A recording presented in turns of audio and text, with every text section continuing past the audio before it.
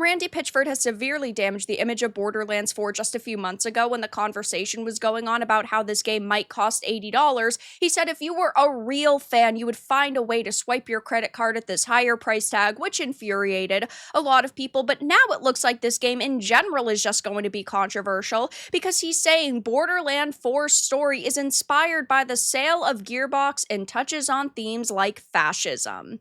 I have a few different things to show off, but before I get into the topic, if you enjoy the content I create, check out the links in the description, join the community in my live streams, and consider supporting through Patreon or YouTube memberships. Now, coming from a guy that leaves his personal USBs where he does research from at public locations, yeah, I don't necessarily know if I would expect some really in-depth academic observation on themes from him or from his team, especially after we had previously gotten the Borderlands movie, which was definitely a younger, more modern take on Borderlands. It seemed that they wanted to take it more in a humorous direction, but now it seems that they're going for a pretty serious tone in BL4 because he's talking about how the story's inspired by the sale of Gearbox, and then glazes over it and says that it's about where we as individuals want to be on the spectrum of anarchy to fascism. So it says we're just a month out from the release of Borderlands 4 and Gearbox CEO/magician Randy Pitchford is hitting the media circuit to tell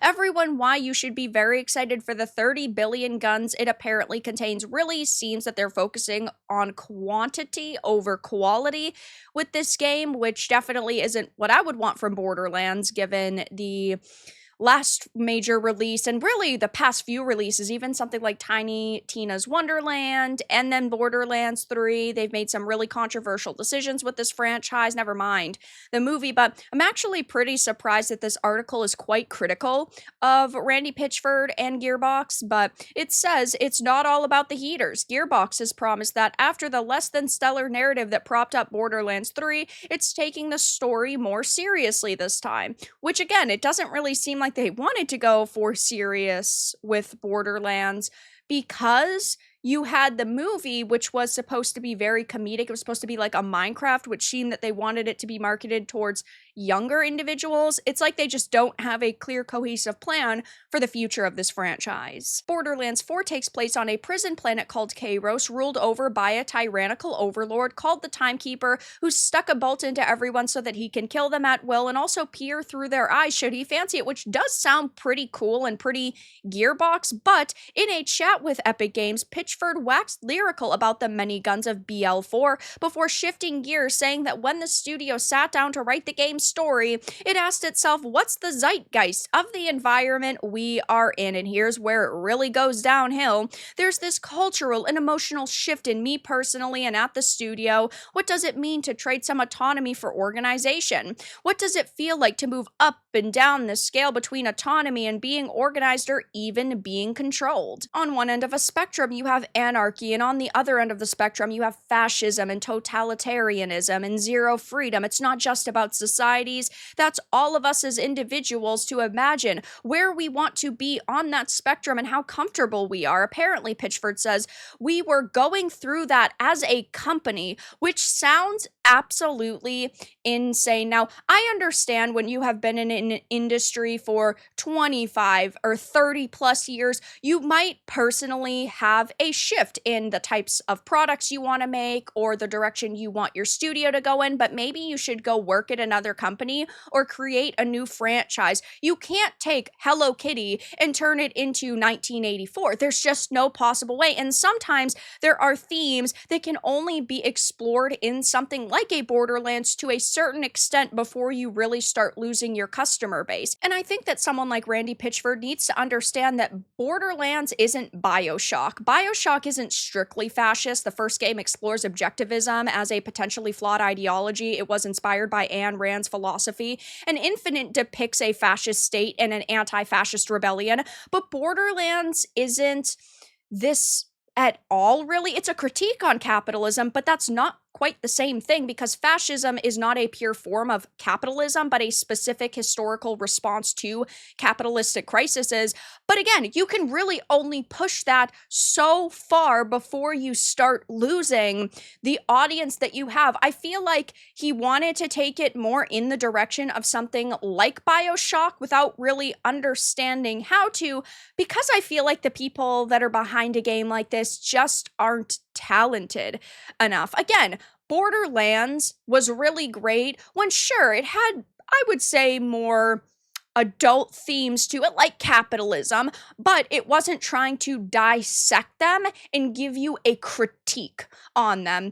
And it seems that that might be the direction they're going in, or he's just absolutely spouting nonsense to hopefully get more eyes on his product. We know a lot of companies right now feel all press is good press, even if it is negative press, which I totally don't agree with, but he's already brought a lot of bad press to this game because of something like his $80 comments, and how if you were a real fan, you would find a way to spend that money on a product that they thought was worth that price. But this game has a lot of problems in general, and I don't think that the people who are actually writing this game can do a good job dissecting these different themes.